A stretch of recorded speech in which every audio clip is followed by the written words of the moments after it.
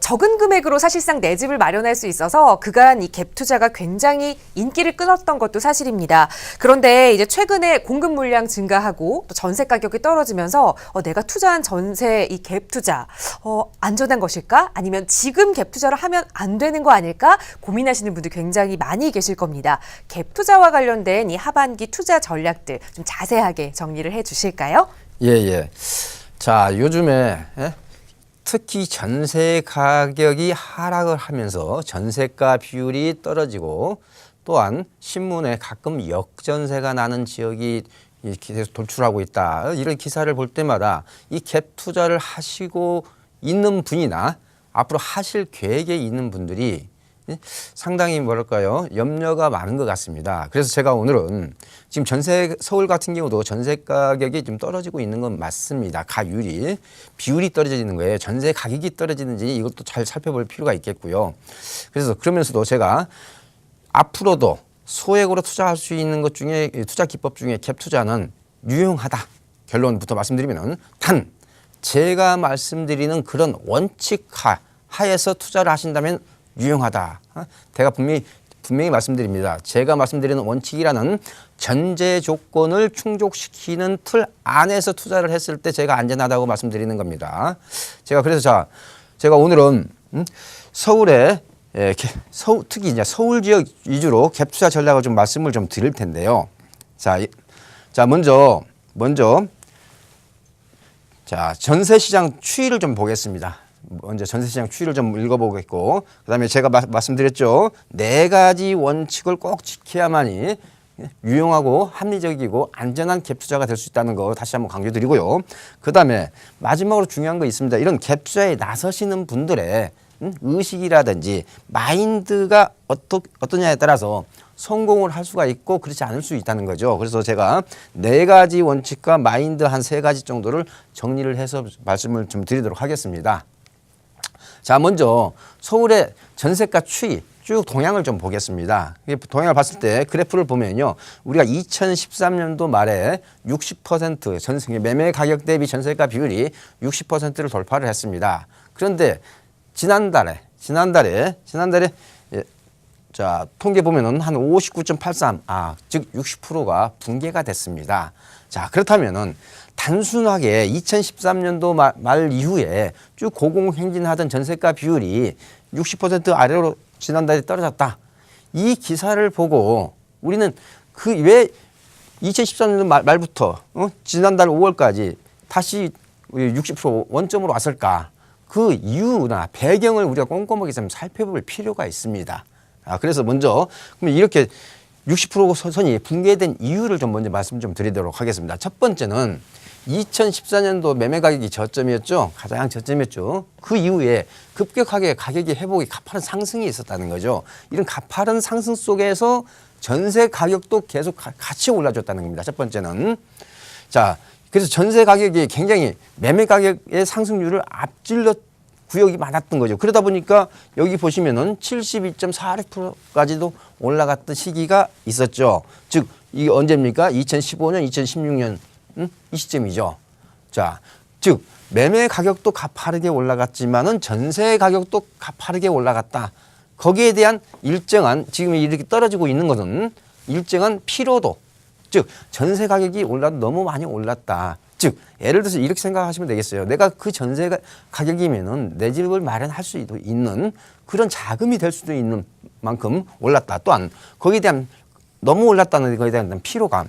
자, 이게 두 번째 원인이 되겠고요. 세 번째는 자, 이 전세가 비율을 따지실 때 이게 일반 아파트냐 재건축 아파트냐 이걸 구분해서 통계를 보셔야 됩니다. 구분해서 통계를 보셔야 되는데 이 통계에는 평균치라는 겁니다. 따라서 예를 들어서 이렇습니다. 강남 반포나 압구정에 있는 재건축 아파트가 예를 들어서 20억이 간다고 그러면은 자, 예를 들어서 매매가가 15억에서 20억으로 올랐다고 가정을 해봐요.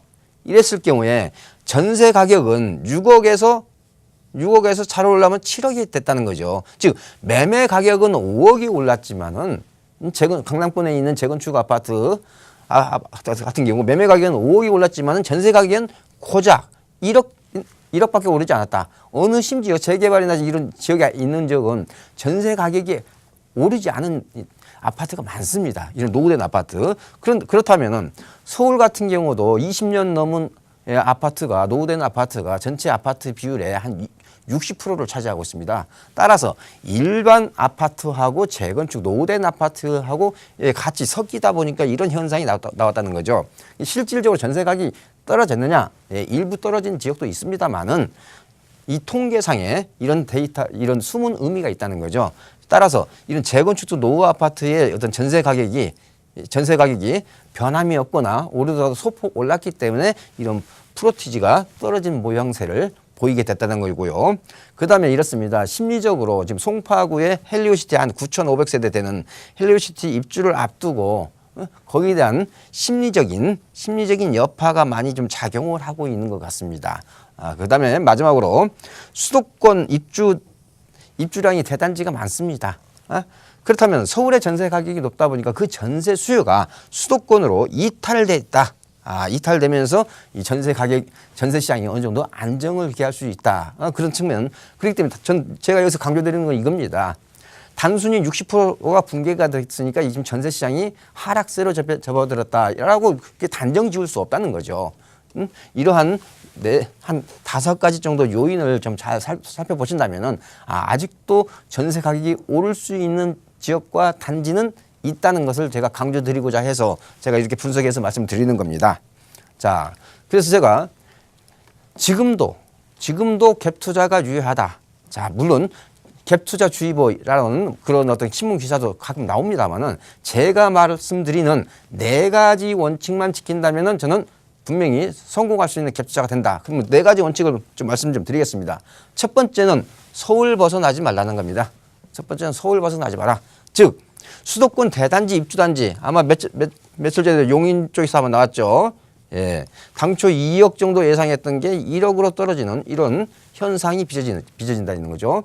자, 그래서 수도권 대단지 입주단지의 역전세가 시발점이 됐지 결코 서울이 될 수 없다는 거죠. 그래서 첫 번째는 서울을 벗어나지 말라 하는 게 그 이유고요. 또한 서울에서도 입지가 우수한 곳, 예를 들어서 이렇습니다. 아까 제가 가락시형 헬리오시티를 말씀드렸죠. 헬리오시티 역전세난 주변에 파급 효과 줄 수 있습니다. 그렇지만은 이거는 일시적인 거라는 거죠. 일시적. 즉 시간이 지나면 곧바로 회복이 됩니다. 그렇지만은 이런 지역 같은 경우는 또다시 왜냐하면 대부분 실거주자가 숫자가 적기 때문에 또 2년 후에 이런 현상이 반복될 가능성이 상당히 농후하죠. 그렇지만 이런 지역은 이게 반복되는 시기가 단축된다는 거죠. 자, 또한 서울 같은 경우는 이렇습니다. 전세 가격하고 매매 가격. 근데 여기서도 이제 매매 가격이 뭐냐면요. 지금 현재 매매 가격이 아니라 예를 아파트 같은 분양 가격. 예를 들어서요. 왕십리 뉴타운을 분양을 받으신 분 같은 경우는 현재 전세 가격이 분양 가격보다 훨씬 높습니다. 자, 심지어 가재울 뉴타운 같은 경우도 이런 현상이 나옵니다. 그렇지만은 수도권의 신도시 같은 경우는 전세 가격과 분양 가격이 같아지는 이런 현상을 우리가 기대하기가 굉장히 어렵죠. 물론 시간이 지나면 같아질 수 있겠죠. 그렇지만은 서울 같은 경우는 입주 시점에 이미 전세 가격과 분양 가격이 같아지는 이런 현상을 우리가 이게 경험을 할 수가 있습니다. 그렇다면 이런 지역 같은 경우는 말 그대로 내 돈 한 푼도 안 들이고 아파트를 한 채를 가질 수 있는 기회가 있는 곳이 바로 서울이라는 거죠. 따라서 첫 번째 원칙, 서울 벗어나지 마라 하는 게 첫 번째 원칙이고요. 자, 두 번째는 소형주택 아니면 갭투자 할 생각 하지 마십시오라는 겁니다. 즉 소형주택이어야 한다는 거죠. 자, 그러면서도 좀 면적부를 본다면은 한 전용 한 60제곱미터 우리가 흔히 말하는 한 24평, 25평 되겠죠. 예, 그것도 물론 좋습니다만은 저는 더 안전하게 하시겠다면은 전용 60제곱미터보다도 전용 40제곱미터가 더 매력적이다. 그만큼 더 수요가 든든하게 받쳐줄 수 있고 전세 가격이 첫 번째는 하락이 있을 수 없다는 거죠. 자, 그러면서도 이 40제곱미터라고 제가 하라고 하는 거는 만약에 주택임대사업자를 등록을 하게 되면은 절세 효과, 즉 재산세 중공공 같으면은 재산세 100% 감면도 받을 수가 있겠습니다. 말 그대로 보유세도 절세를 할 수가 있겠고요. 자, 그리고 1, 2인 가구의 어떤 급속한 증가로 인해서 수요층이 계속 만들어집니다. 즉 수요층이 계속 만들어져야 전세 가격이 오를 수 있고 전세 가격 하락이 없겠죠. 따라서 이런 1, 2인 가구를 타겟으로 할 수 있는 40제곱미터라는 거 꼭 기억하시고요. 그다음에 이것도 굉장히 중요합니다. 우리가 원룸에다 갭 투자를 할 거냐, 투룸에다 갭 투자할 거냐. 저는 상대적으로 투룸이 매력적이다. 그 이유는 이렇습니다. 그 이유는 우리가 원룸에 사는 이 세입자가 누굽니까? 젊은 독신, 젊은 싱글이죠. 젊은 싱글이 부담을 할 수 있는 전세 보증금의 저항성이라는 게 있습니다. 시장에서 느끼는. 즉 강남이라 할지라도 원룸의 전세가 1억 5천 넘어가기가 어렵다는 거죠. 그렇지만은 투룸은 그래도 직장인이고 어느 정도 소득 수준이 있는 사람이기 때문에 전세 저항성이 상대적으로 높다는 겁니다. 따라서 원룸보다도 투룸이 매력적이다. 그거는 원룸에 사는 임차인이 느낄 수 있는 전세 보증금의 수준, 높이 수준에 대한 저항선이 존재한다 하는 거. 그래서 소형주택이면서 40제곱미터 그다음에 가능한 투룸 이런 원칙을 좀 지켜달라는 거고요. 자, 세 번째 원칙은 이렇습니다. 역세권과 업무지역은 필수다. 역세권과 업무지역은 자 직주 근접이 가능한 역세권이어야 된다. 즉 대부분이 20대, 30대 직장인의 어떤 배후 지역이 돼야 되기 때문에 가능한 역세권이어야 된다는 거 강조드리고요. 그다음에 예를 들어서 이렇습니다. 강남에 거주하는 1인 가구 대부분 강남 쪽 정도 살면은 1인 가구라 할지라도 자동차를 소유할 거라고 이렇게 무의식적으로 생각하시는 시청자분들이 굉장히 많은 것 같습니다. 그렇지 않습니다. 강남에 거주하는 1인 가구 대부분 지방에서 올라온 취업 준비생들이 대다수를 차지하고 있습니다. 따라서 대부분 차량 소유자가 적습니다. 따라서 역세권이어야 된다는 거 제가 강조드리고요. 그다음에 생활 권역별로 젊은 층이 선호하는 동네 이주로 선별 투자하시라. 예를 들어 이렇습니다. 무조건 강남이 좋다는 게 아니고요. 예를 들어서 강북구 하면 강북구에서 어떤 젊은 사람들이 사는 생활 권역이라는 게 있습니다. 예를 수유역 일대라든지요. 자, 예를 들어서 마포구 하면은 상암동 일대라든지 공덕동 일대라든지 그 지역별로 보면 생활 권역별로 젊은 층들이 상대적으로 선호하는 지역이 있다는 거죠. 따라서 생활 권역별로 젊은 층이 선호하는 동네 이주로 선별 투자를 하시라. 예를 들어서 젊은 층이 그렇게 선호하지 않은 강서구 하곡동 글쎄요. 그런 지역에 가서 갭 투자하시는 것은 크게 바람직하지 않다. 그런 것을 제가 의미를 내포하는 소리가 되겠습니다. 자, 네 번째입니다. 마지막이죠. 자, 신축 및 내부 풀옵션으로 되어 있는 거 굉장히 중요합니다. 첫 번째, 내부 풀옵션도 중요합니다만 더 중요한 게 뭐냐? 가능한 신축에 하라는 겁니다. 가능한 신축에. 그래서 이 신축에 대한 것은 왜냐? 이왕이면 젊은 사람들이 선호하는 게 건물 상태가 깨끗한 걸 먼저 선호합니다. 예를 들어서 강남에 5년 된 다세대가 있고 신축이 있다면요. 이 젊은 사람들 5년 된 다세대로 가는 게 아니라 신축으로 수요가 몰린다는 거죠. 자, 그러면서도 이런 신축에 대한 선호도가 높다 보면 당연히 전세 가격이 상승하는데 상대적으로 유리하겠죠. 예. 그다음에 이런 신축 우리가 갭 투자가 뭡니까? 내 투자 원금을 조기에 회수하는 목적이 실현돼야 된단 말이죠. 그렇다면 전세 가격이 많이 올라주기 때문에 내 투자 원금 회수하는데 상대적으로 유리하겠죠. 그리고 또한 내가 만약에 주택 임대사업자나 낸다고 하면 10년을 가지고 있어야 된다 이거죠. 그랬을 때 유지 보수 비용 측면에서도 절대적으로 유리하겠죠. 또한 신축에만이 소액 투자가 가능하다는 겁니다. 또한 신축에만이 우리가 절세도 가능해요. 예를 들어서 주택 임대사업자를 내면 신축 같은 경우는 취득세를 우리가 감면을 받을 수가 있잖아요. 자, 따라서 제가 네 가지 원칙을 말씀드렸고요. 자, 마지막으로 이제는 이런 갭 투자를 하시겠다는 분들의 마인드, 의식을 좀 강조드리겠습니다.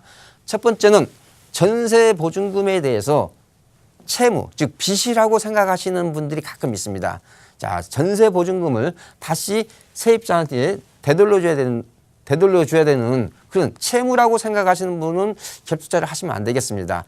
즉 무슨 얘기냐면 2년 동안에 내가 이자 없이 내 돈처럼 여유자금처럼 활용할 수 있는 돈이 바로 전세 보증금이다. 이런 마인드를 첫 번째 가지고 있을 필요가 있겠고요.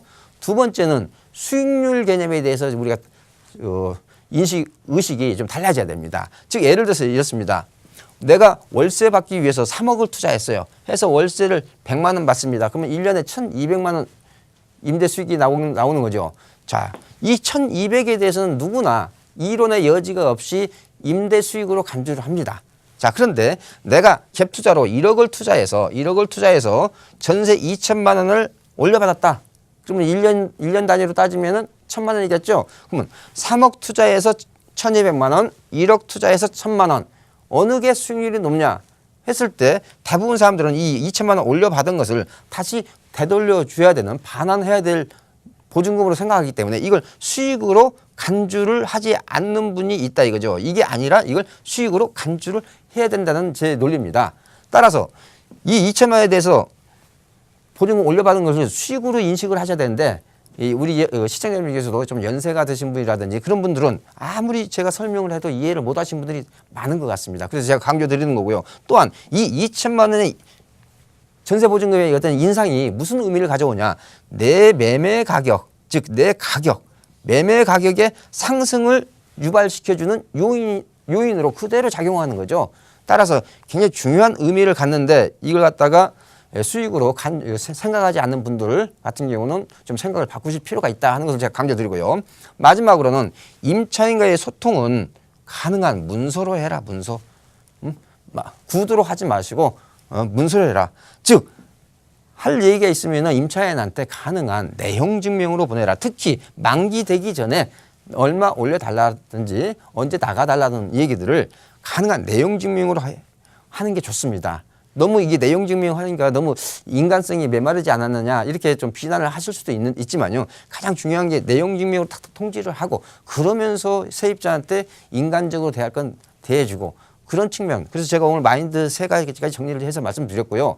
다시 한번 정리를 한다면은 자, 요즘에 지금 전세가 가격이 좀 떨어진다 이런 뉴스를 많이 듣고 역전세 이런 또 기사도 많이 봐요. 하지만 제가 말씀드리는 4가지 원칙만 지키시고 그다음에 갭 투자에 나서실 분들의 투자 마인드 3가지만 잘 기억을 하신다면은 지금도 앞으로도 충분히 유용하고 합리적이고 안정적인 그런 투자 기법이 갭 투자다라고 제가 좀 정리해서 말씀 좀 드렸습니다.